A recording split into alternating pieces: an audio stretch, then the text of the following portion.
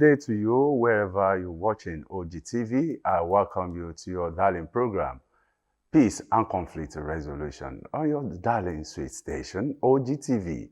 I welcome you once again to the program Peace and Conflict Resolution with me, Obaoluwa Seunfunmi Ogunleye. And today we shall be looking into food security, peace and justice. Yes, before I go further on the discussion, let me introduce to you my guest in the house, Dr. Ademolu Okuneye. He is a lecturer at Christland University and one-time director of news and current affairs at Nigerian Television Authority. And I must tell you that you are going to gain one thing or the other today on the program Peace and Conflict Resolution. Dr. Okuneye, you're welcome to the program. Thank you so much, Oba. Nice to be here. You're welcome, sir. Thank you. Yes, Dr. Okuneye is here, and I want to beg you, please don't go anywhere. We'll be right back after this short moment.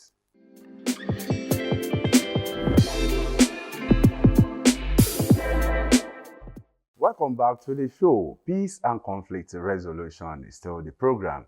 And I still have my guest in the house, Dr. Ademolu Okuneye. Dr. Ademolu Okuneye, we are talking about food security, peace and justice. When we talk about food security, what are we talking about? And what are the causes when we have food insecurity? Because when there is food security, there must be food insecurity. And what are the issues? What exactly are we talking about? Thank you so much, Oba. Well, when you talk about food security, you're actually talking about food sufficiency. You are taking a look at the totality of a population and then the ability to sort of satisfy the need. Don't forget that food is one of very important perspective of hierarchy of needs. In Yoruba setting, there is always this saying, yes.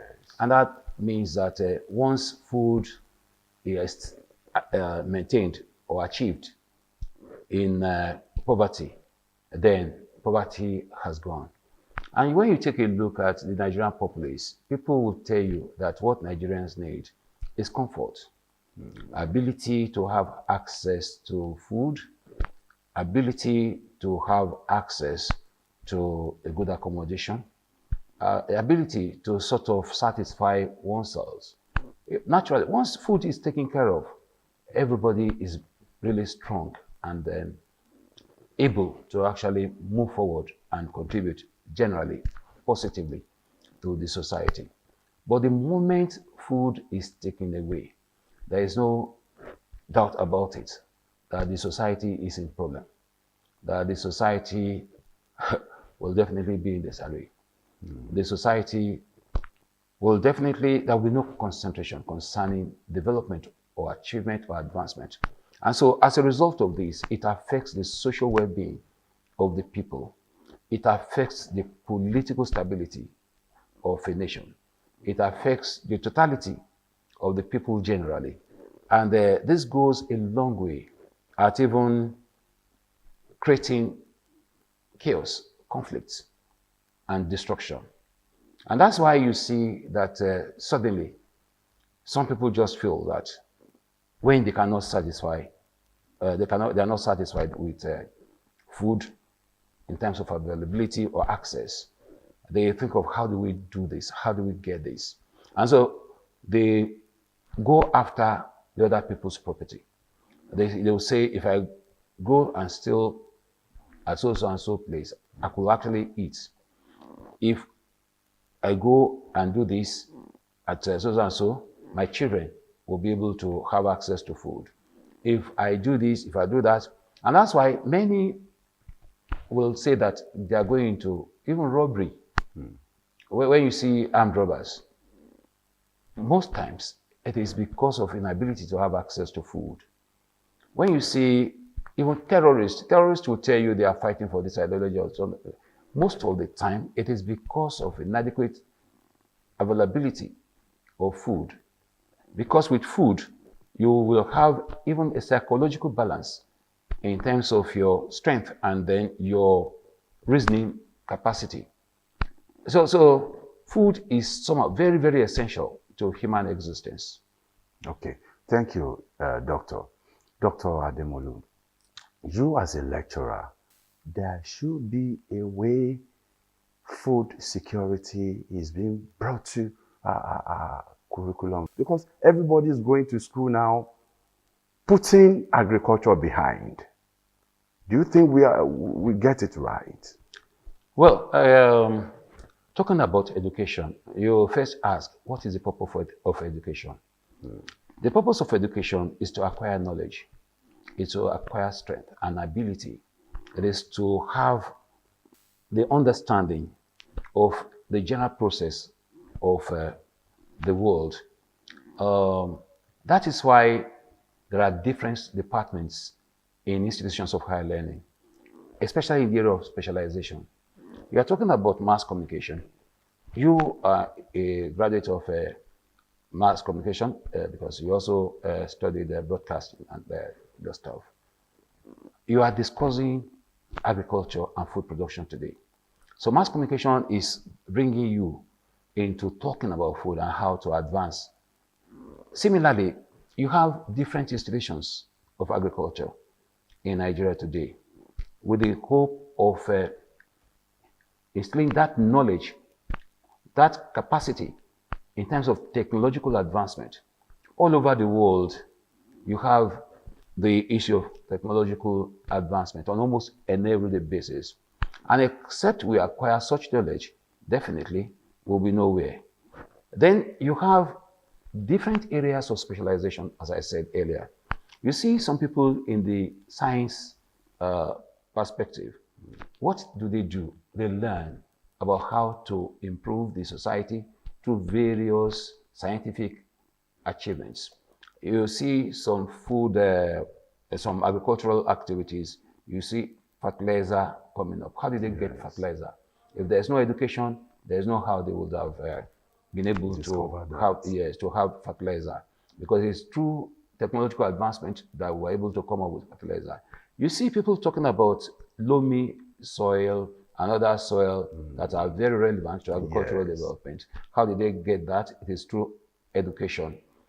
But there's no doubt that there are challenges in our society concerning how or why did we even get to this particular level. There's no doubt that government has sort of been negligent in terms of coming up with policies and ideas that could have encouraged food production. You recall that in the days of Chief Obafemi Awolowo, we had some fantastic programs that were enough to sort of meet the yearnings of the people of the Western region. How? Why?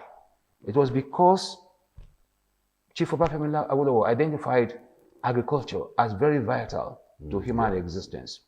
And as a result, there were some policies in place to address some of these challenges.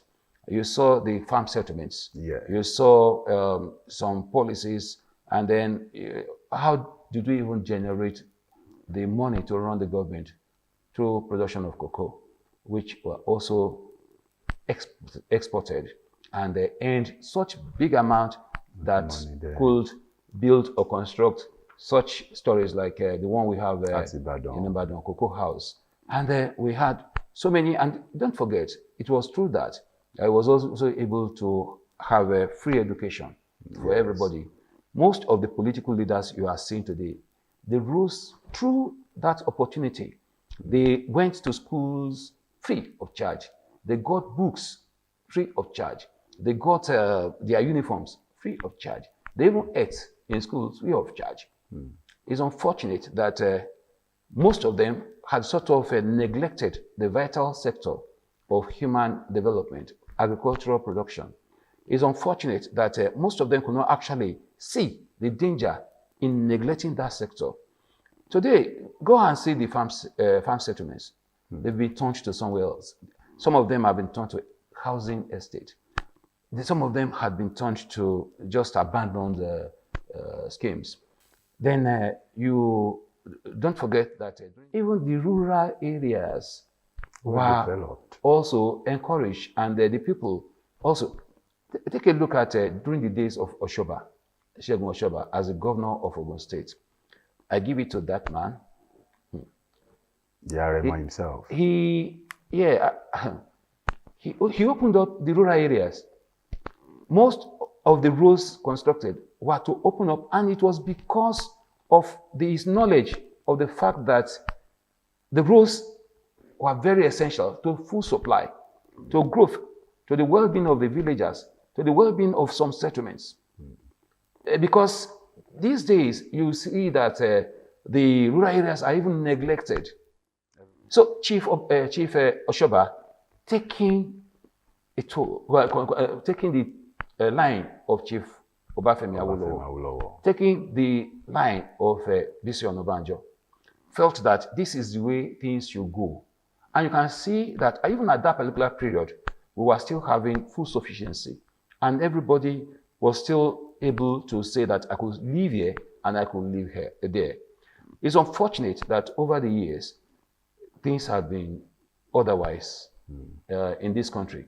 Many of the leaders, even at national, state, or whatever level, never even thought that these rural areas should also be encouraged, or agriculture should be given that priority. And there are so many other factors that are also responsible for this.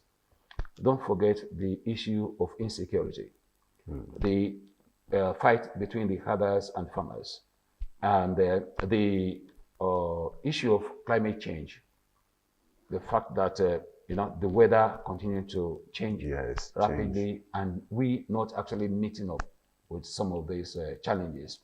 Don't forget the issue of migration. We've just spoken about the villages, the rural areas that were supposed to be also supplying the food necessity. People moving away from there because they felt that it is the urban center that development is focused. What is the lesson concerning that? And so these factors are just very, very essential to actually be addressed. We'll go on a very short break. We'll be right back. Please stay tuned.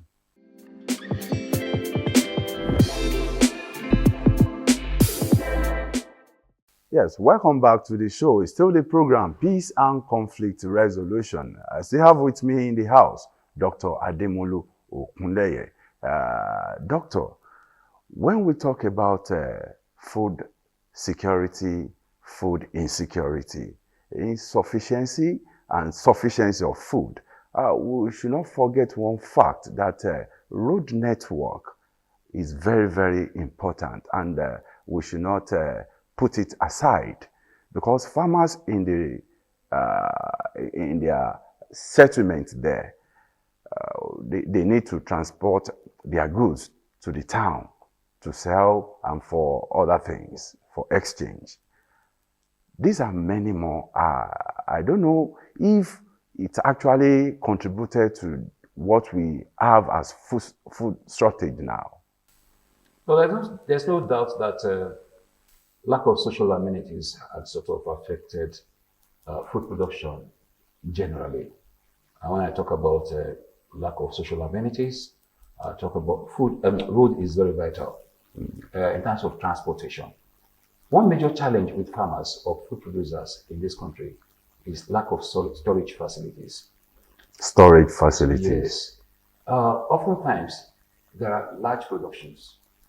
At the end of the day, nowhere to store. You now see perishable goods, perishable items in most places. And the issue of transportation, which is very vital, the roads are just very poor, very terrible. People cannot travel, cannot even move. Even the suppliers who are interested in going to the rural areas to pack food could not even take their vehicles there because the roads are just not passable. And this affects also their vehicles. And so because of that, they try as much as possible to avoid those rural areas. Many of the rural areas are actually cut off. They are cut off from even the urban cities because the roads are just terrible. terrible. There are some riverine areas too that are not even having the road network. And so as a result, there is a big challenge concerning transportation of goods. And at the end of the day, you just see that many settlements, many villages have perishable items. And that is one of the major problems that Nigeria is also facing. Don't forget, there was a particular program in Nigeria, Be Free. Be Free was set up by the Babangida regime to address the issue of rural dwellers. And part of it was just to provide social amenities. And so the issue of roads and other developments were also put into consideration in the drafting of that particular policy. The concept of Be Free, which was to address the rural areas, was just part of a program of action that Chief Obafemi had drafted for the running of government to build a better society. If this is considered, again, probably it will be part of a way to address the issue of the food issue in Nigeria through construction in the rural areas, develop provision of social amenities, and that could also encourage people to also stay and live within those areas. Thank you, Doctor. Doctor, will you attribute the shortage of food in the society to lack of good governance? Oh, that's a very big question. Good governance. What is good governance? Well, governance is to provide leadership, and governance is to ensure the comfort of the society generally. Governance is supposed to be visionary. Governance is supposed to ensure security and development of the society. Governance is supposed to give people hope and assurance that there is a better tomorrow. So governance actually goes a long way. And so you're talking about good governance. We pray for good governance. We pray for the leadership. And we pray that God will continue to guide everyone in position of authority. Because this is very essential, because in decision making is so vital. Once a decision is taken negatively, it is not just the leader that will suffer. The general population will definitely suffer. And then I know that leadership or more people in governance always want to say that they do things rightly so that posterity will always just be fair to them. But the fact remains that in some decision making in the past, things had not actually been very normal with Nigeria. There had been issues of ethnicity in decision making. There had been issue of religious concern in decision making. There have been issues of greed or personal influence on decision making. There have been issues of even corrupt practices in decision making. Or how do you say that the farm settlements are not in existence today? Then you ask the question, how well are some riverine basin authorities, the river basin development authorities are not well funded today? How is it that some areas of the country are sort of well funded or well encouraged in terms of capacity or access to farming implements and farming implements generally? And so you ask some of these questions. And so there's a need for Nigeria and the leadership especially to sort of take a look at how serious food sufficiency is very essential to the well-being of this nation. Do you know that some people still export food out of this country? Very well. Tubers of yam are being exported almost on an everyday basis. Cereals are also being exported by farmers or people who feel that they can earn dollars or they can earn good money than selling in than Naira. selling in Nigeria. And because they look at the value of the Naira as they look at it as a short change. Because if they take this food out of the country, they can earn dollars and they can earn money. So this is where I also talk about the immigration service. Is it the immigration service, the customs, everyone, all the security agencies, the police even, and the army. Everybody is supposed to actually stand up and take some measures. Stop food exportation in Nigeria today. Every effort is needed to make sure that there is that sufficiency. Because without food, as we have said, there's danger. And then the escalation of prices of food too is a very big challenge. The fact also remains that everybody must be encouraged to take farming as a hobby or as a way of life. Everybody, whether you are educated or you are not educated, think of what you can do in terms of farming, even if it's at your backyard. I think there was a time here in Ogun State when the governor, I think it was Akitonde, who said, do a little farm in your compound or in your arena, and one way or the other, you will still be able to meet up with some challenges or your need. And truly, there are various ways through which people can actually do this. You see the polythene bag farming system now. It is highly productive in such a way that you can even plant anything. You can plant yam, you can plant vegetables, you can plant pepper, you can plant just anything, and you reap good harvest. And with that, if everybody is involved, if there's a policy by government that everybody must have 1 or 2 plantations, that will definitely encourage people. Because what people actually need is for you to guide, as a leader, is for you to guide in whatever they want to do. Some people may not even be thinking about that. Some people may not even know that you can even you can plant a tomato within a small portion and you'll be harvesting regularly. You can plant pepper that you may not be able to even go to the market to purchase. You can plant vegetables in such a way that at the end of the day, there will be that sufficiency because you are having access to it easily and you are not going to the market to purchase. And at the same time, it will also force down prices of these commodities within the environment where these are being done. I have a friend who came from USA and told some people to actually start doing this. And he emphasized that in her home in US, that you need to see her farm. What is the farm like?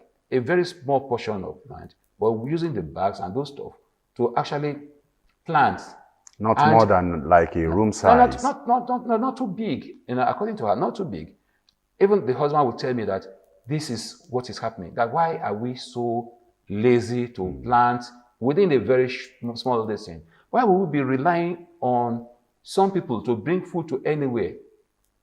It is a very, very big challenge.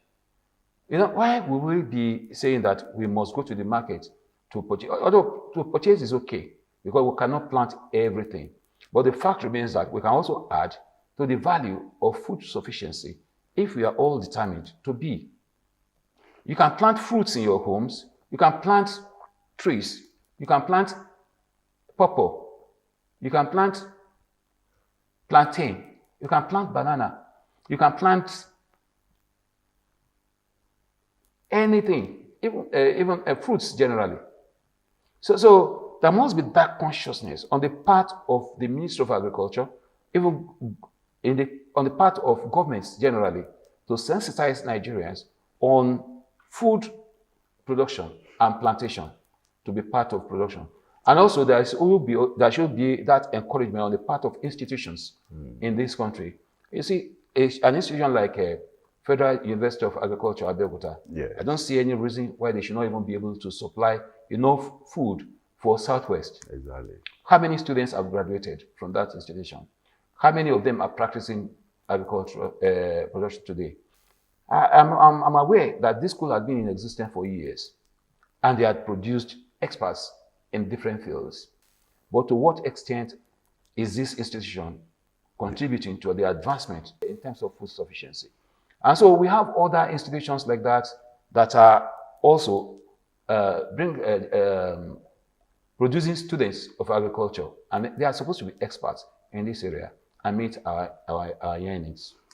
Thank you, Doctor. Our time is far spent. And Doctor, in few seconds, what will be your parting shot? Well, just Nigerians, we must all stand up for food production. We must imbibe that spirit of I can do it.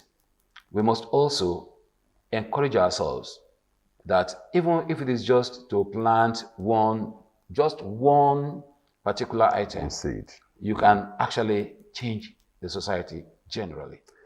Thank you. On that parting shot of the doctor, we shall be drawing the curtain of today's program, and we'll be calling it a day till we see next time on this program. Doctor, I must thank you for coming on the program. Thank you, Oba. Thank you so much.